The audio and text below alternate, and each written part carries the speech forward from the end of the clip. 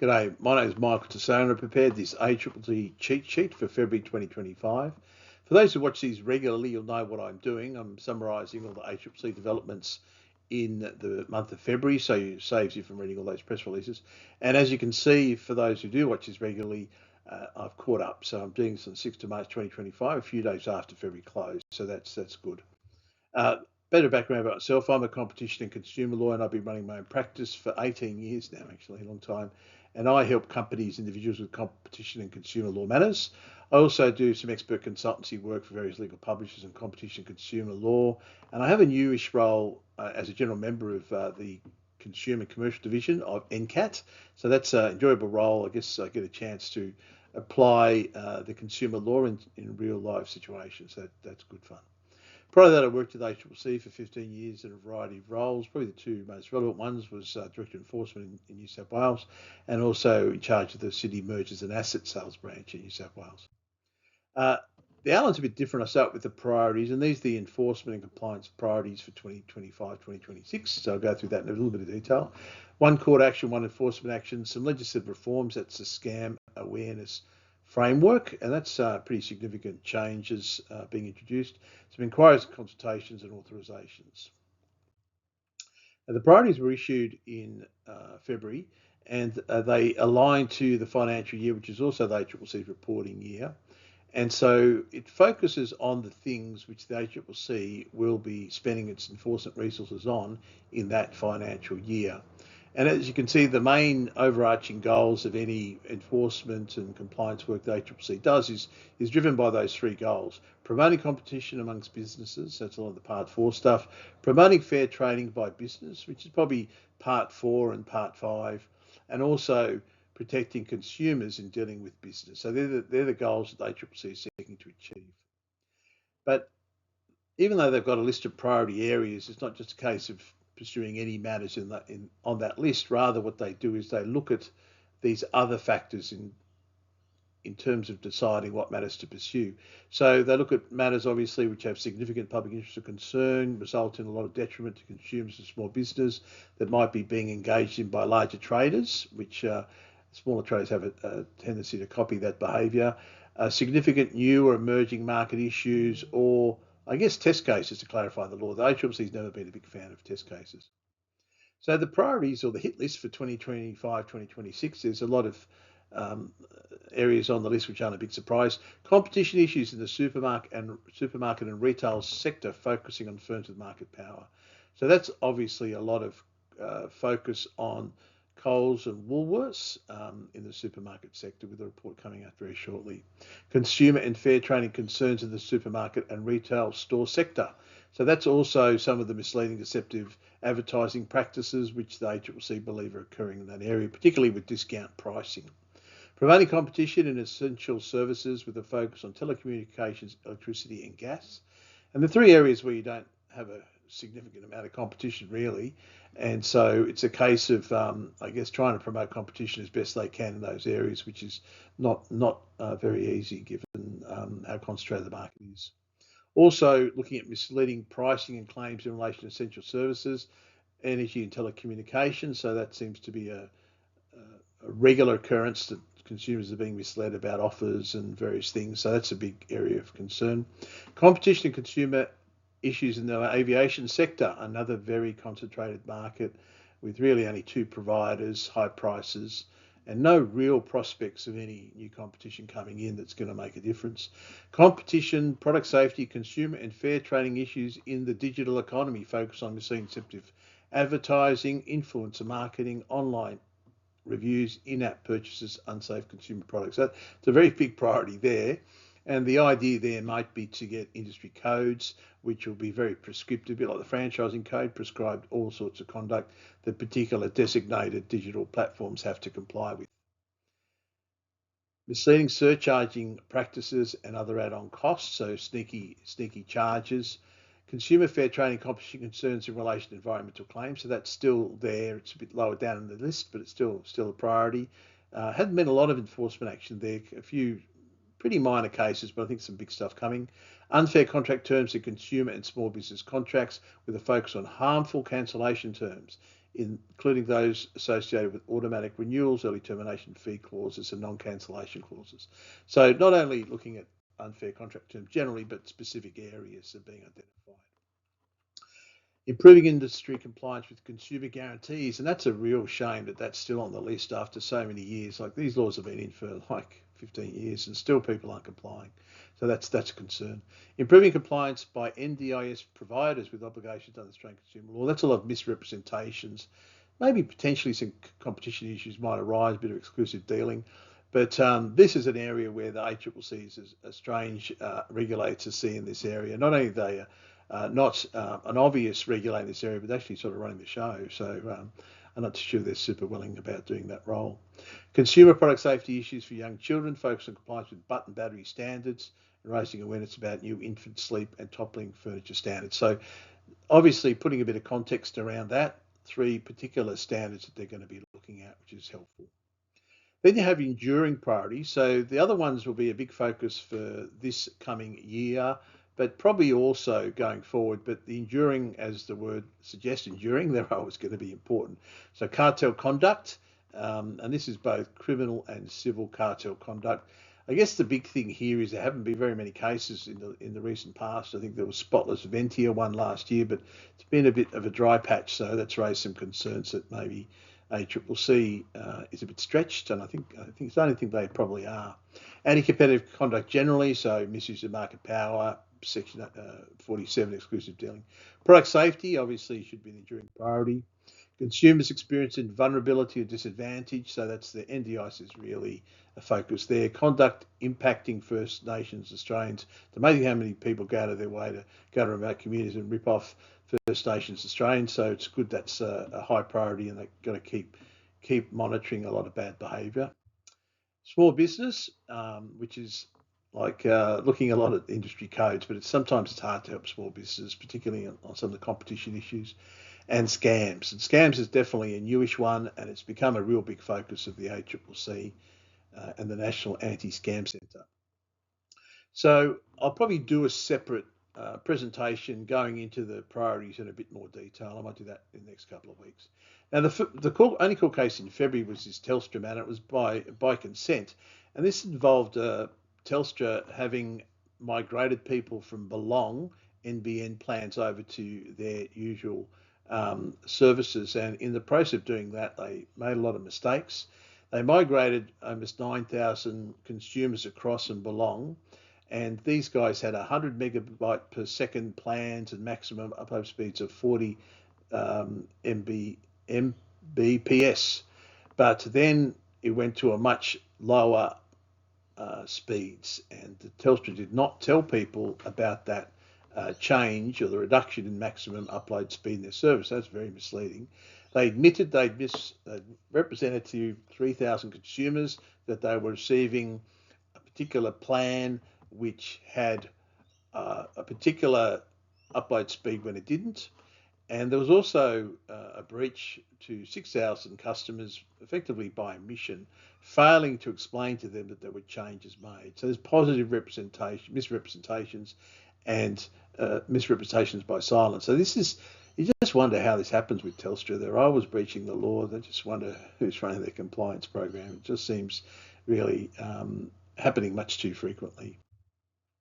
There was one enforcement action. This was a strange one. Bradford Exchange, never heard of them. Apparently they're a global provider of these collectibles, and the ACCC instituted proceedings against them for making false and misleading representations. And the allegations were they were making representations in many different media, 300 newspaper and magazine advertisements for collectible coins and ingots across Australia. You often see them in the NRMA magazine, tend to ignore them. But what the ACCC has alleged that they represented they would send consumers a single item, and then they would send them heaps more items subject to a subscription, and then try to charge them for those other items. So that's obviously very, very dodgy if it's true. Represented the consumers responded to relevant advertisements, they would be treated as only agreeing to purchase a single item, but that wasn't right. They would also charge a lot more for the items than they believed they were to cost based on the initial advertisement. So it was an example of something being advertised as $30 and then it turned out to be $80. So again, quite misleading. And then finally, if people didn't pay these extra amounts, which they probably were not contractually bound to buy, Bradwood would follow up, applying direct debits, invoicing customers, sending reminder charges, and then ultimately sending to a debt collection agency. So if all these allegations are true, it sounds very, very bad, and it sounds like a scam. Legislative reform, the big one was the Scams Prevention Framework Bill, and there's a lot in this, and so I probably will do another podcast. I'm committing myself to all these podcasts, but anyway, this is important, and it's really us catching up with the rest of the world. Like a lot of other countries have scam prevention frameworks in place, which put responsibilities on businesses to try and prevent scams occurring. And they say world first legislation enhances protections across the economy by setting out consistent and enforceable obligations for businesses in key sectors where scammers operate. Not too sure it's world first. I thought that the UK had something, but anyway, it's probably world first in the detail that it's got. The principle-based obligations, and businesses are going to have the obligation to try and prevent scams, detect them, report them, disrupt, and respond. So the particular obligations are going to be spelled out in various codes as they come through. So the Treasury Minister will make sector-specific codes that set out additional requirements detailed for regulated entities under the framework relating to a principle-based obligation set out in the draft bill. So the principles are set out, but the specifics haven't been worked out, and that's got to be done, probably quite a lengthy process of consultation and discussion with various stakeholders. The first bunch first cabs off the rank are banks, certain digital platforms, social media, telecommunications providers. So they're the first ones who get these sector-specific codes. So there'll be a bunch of codes applying to these companies. There'll be scam prevention codes, but also there'll be the other codes the ACCC is talking about in relation to the digital platforms. That's a separate thing. The ACCC will closely monitor these regulated entities' compliance with these principles to see if they're actually doing them. And if they don't do them, they don't satisfy their obligations, they can be fined up to $50 million. So it's serious stuff, but realistically, a lot of detail needs to be worked out still. So we'll see how it all pans out. Now, ACCC also conducted a sweep in February, and I don't know why it did this. I don't know if it's part of its global sweep or just something it decided to do itself, but it swept 2,000 Australian retail websites, and the findings were very concerning. They found that some businesses were using terms and conditions that may contravene the consumer law, and effectively it's consumer guarantees. People are still getting that wrong. It's 10 years later after the law, no, 15 years later after the law was passed. There's really no excuse to be getting it wrong. And they gave some examples of some of the things that people were saying: imposing time limits for returning a faulty product, imposing blanket no refund conditions on sales of specialised items, and referring to the manufacturer's warranty as the only way of getting a refund. So this is all, sorry, apologies for that. This is all very rudimentary stuff, and it's really hard to believe that people are getting this wrong. And I think there'll definitely be some enforcement action following on from this sweep. Then there was a couple of inquiries and consultation reports. The first was Domestic Airline Competition Report. Virgin and Jetstar reported strong demand growth, so more people are catching their flights. As you can see, Virgin 15.8, this is for the end of 2024, Jetstar 11.2, and a lot of people not going on Qantas 3.2. Still pretty well full flights, most of them, but I think Qantas higher pricing is deterring a lot of people. But a lot of more people are catching flights. The industry cancellation rate, which was very, very high previously, has dropped, and that's good. It's 1.8% of flights were cancelled. Third time in 4 months that the cancellation rate was better than long-term average, 2.2%. So that sounds good, but it's still very bad when you think about it. So many people are being inconvenienced by cancellations, and it's all yield management. They're sort of saying, well, we can cancel this flight and move it over there and make more money. So it's all driven by financial considerations usually, sometimes by maintenance and repair issues, but often by yield management. And average airfares across all fare types stabilised in December 2024 and were 3% lower. Now that just doesn't make any sense, does it? You've got, more demand and lower prices. And I think that's just the airlines responding to a lot of negative publicity about their high prices. They've just did a temporary hold on their pricing, and they want to deflect a bit of attention away from themselves. But there's no way that in the future these prices aren't going to go back up. There's nothing to prevent that occurring. It's just a classic oligopoly market, really. Now, they include this really interesting diagram of timeline of domestic aviation since 1990. So you deregulate 1990, Compass enters, Compass goes broke, Ansett goes broke, Rex and Alliance come in, and Qantas reacts by setting up Jetstar, Tiger Airlines comes in, then you've got Tiger Air exiting, then you've got, bonds are exiting, then you've got Rex going to voluntary administration. So it's just not the kind of market conducive to players. You wonder if there's some anti-competitive conduct going on. The two large players have too much market power. It's just too hard. Barriers are too high. And I guess the big thing is there's some funny business going on, illegal conduct going on. The ACCC's never really been able to pin anything on Qantas in an anti-competitive sense. It's primarily been recently a consumer law type matter that's resulted in a $100 billion penalty last year. Another inquiry was the petrol monitoring report. The quarterly average rate for petrol has decreased in December. And this is all really about, international pricing. So if international pricing goes down, then our pricing should go down. And the thing that's being looked for by the ACCC is if international prices go down and our prices don't go down, then maybe something funny's going on. Maybe there's some collusion. So here we're seeing petrol prices in Australia going down in December quarter, hitting a 3-year low, all driven by international factors. Average retail price across the 5 largest cities has also decreased by 3 cents per litre. And then when you look at diesel prices again, you see them dropping due to international factors. So I guess it's good the ACCC is monitoring these things and seeing the direct relationship between the international pricing and domestic pricing, and knowing this, I guess, reassuring us there's no domestic price fixing going on, at least on a big scale, maybe on a little scale, but not on a big scale. And they include this, if you really want to know what's going on here, just read this report. This summarises basically all the findings from the report, shows how the petrol pricing is broken up between excise and other costs, shows the retail and wholesale pricing. So it's just showing that, local providers of fuel aren't profiteering, as is often the case, often alleged to be the case. Now, on authorisations, the infant formula, basically there was a industry code in place, a manufacturers and importers agreement, and it sought to restrict the advertising promotion of infant formula. And this was always going to get knocked on the head, mainly because you see at the bottom, the Department of Health and Aged Care commissioned an independent review a few years ago and found that this agreement was no longer fit for purpose. So once that's happened, it's definitely going to get rejected, and that's what's happened. They've rejected the agreement. ACCC has concluded that really the agreement's undermined by being a voluntary agreement, limited scope, restrictions, ability to capture the breadth of modern digital marketing methods. So it's a very old style code.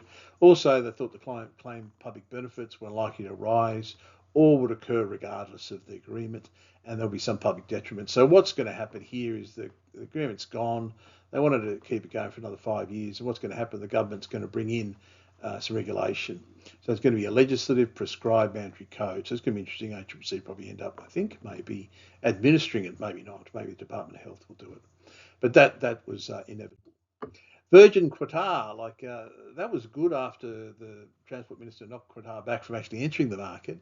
And so now Virgin and Qatar are getting together, seeking authorisation to engage in an integrated alliance. So basically, this works in a particular way that Virgin will use Qatar Airways aircraft and crew to operate the new services. So it's wet lease agreements.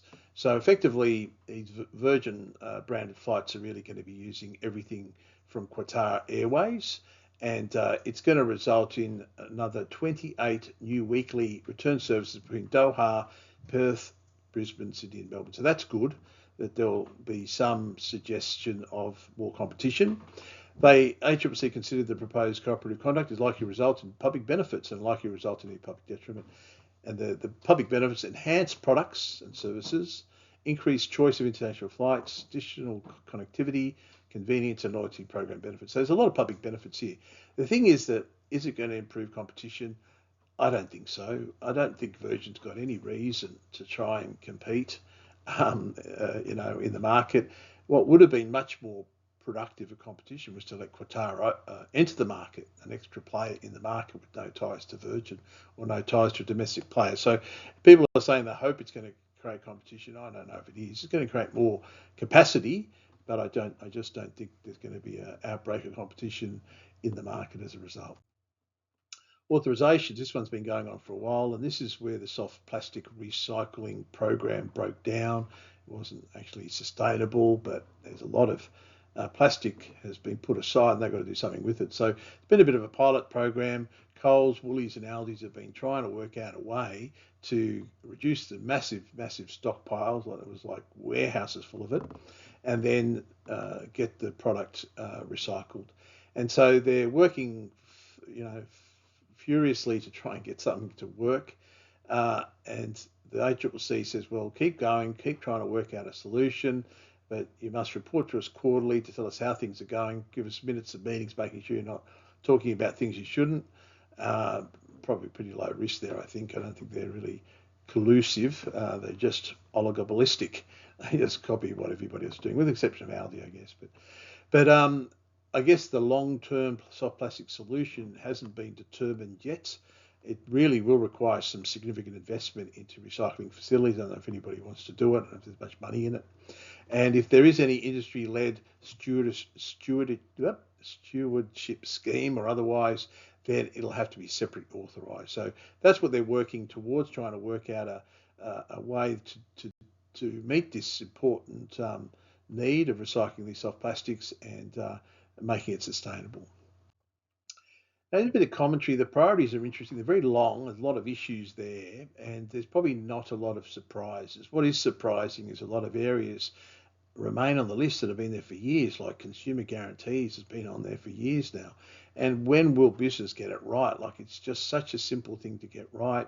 The guidance is all there. So you've just got to see whether the priorities are being taken notice of by business and realising issues have to be addressed. And ACCC is going to continue suing people for consumer guarantees. A lot of focus on digital platforms, supermarkets and all those areas. A lot of industry codes. The ACCC report on the supermarkets coming out soon. Be interesting to see what they're going to suggest. Essential services, a lot of problems with misrepresentation, a lack of competition. These are all big issues, and a lot of them can't really be resolved through competition law matters, really. There's a lot of access type issues, particularly in gas and electricity. So I guess these are areas where I think the ACCC is going to struggle to achieve anything through enforcement. It might have to start talking to government about the need for further regulation. Telstra in trouble again, and they're just going to wonder what is their compliance program consist of? How can they keep getting in trouble? They've been in trouble so many times. The one that surprised me was they got in trouble, paid $100 million, was it, for $50 million, sorry, for taking advantage of vulnerable Indigenous consumers all through the Northern Territory and far north Queensland. And then shortly after that, they applied for a retail energy license to become an energy manufacturer and energy provider. Okay. And AER had to sign off on that, and for some reason AER concluded that the company just been fined $50 million for taking advantage of vulnerable consumers is a fit and proper person to become a electricity retailer. How does that work?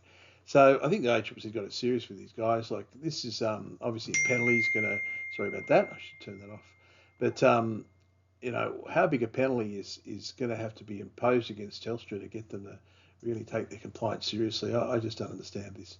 Scams Prevention Framework Bill, I don't know quite if it's earth-shattering as they claim. I think there's a bit of politics in that, but it's an important step. I think we're catching up with the rest of the world.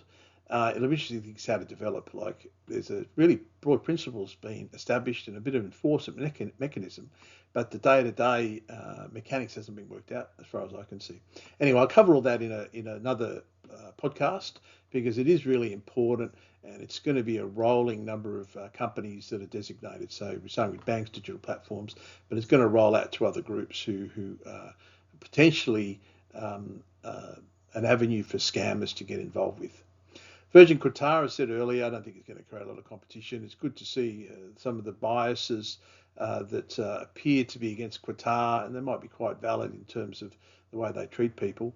But in terms of competition, it's a competition question, I think. And probably should have been in the market earlier. Now they're partly in the market. It's not the second best solution. And I guess Qantas at least didn't lobby against it as they did first time round, and they were very, very strongly emphasising the point that they didn't lobby against this tie-up, mainly because they're probably not that worried about it, I think. Now, the big issue I'm wondering about is whether there's been a bit of decline in enforcement. Like, people have been talking about it and talking about Part 4, and there hasn't been a lot of big any Part 4 cases been run for quite a while at ACCC. I think there was talk that, when they did Spotless Ventia, it was like over a year between the last one. So there's a drop-off there. I think there's also a bit of drop-off on the consumer side. Like this month, there was a settlement with Telstra, and there was a case against Bradford, which, let's face it, who's ever heard of that company? I've never heard of them. So there seems to be a drop-off, and I think the ACCC's resources are being spread too thinly. I think there's a bit of an issue here. I think the government's got to fund it a bit better. Like it's a good return on investment, I think, not only in terms of what they achieve in terms of industry compliance, but they get pretty big penalties compared to, say, ASIC. And I think, they pay for themselves, really, if you let them have a bit more money. So, but I think they are in trouble with resourcing. I think they're struggling to keep on top of it all. I think some of these areas like digital platforms and supermarkets and other areas have really sapped a lot of the resources. I think some of the big litigation, the MasterCard litigation, must be really sapping them big time. So I think it's time for government to kick in some extra dough. It's a very worthwhile investment. So that's all I had. It was a big month in terms of a couple of developments. Like I think the priority is a very big development. As I said, separate podcast there. The scam prevention awareness framework, whatever it's called, that's a big development. So that's another podcast. So some big developments. But you take those two things out, a pretty quiet month, January. There wasn't much court action, enforcement action, wasn't much of anything else. There wasn't any mergers at all. Which is probably maybe due, as I said last episode, due to all the changes and in the law, people are still scratching their head working out what to do. But I think the ACCC might be a bit under the pump and not being able to do as much as it did previously. So that's all I had today. It hadn't gone very long, under 30 minutes, I think. So if you have any questions about this particular presentation, feel free to drop me a line. Sorry about that, three times in half an hour. Drop me a line, send me an email, or give me a call. Bye-bye.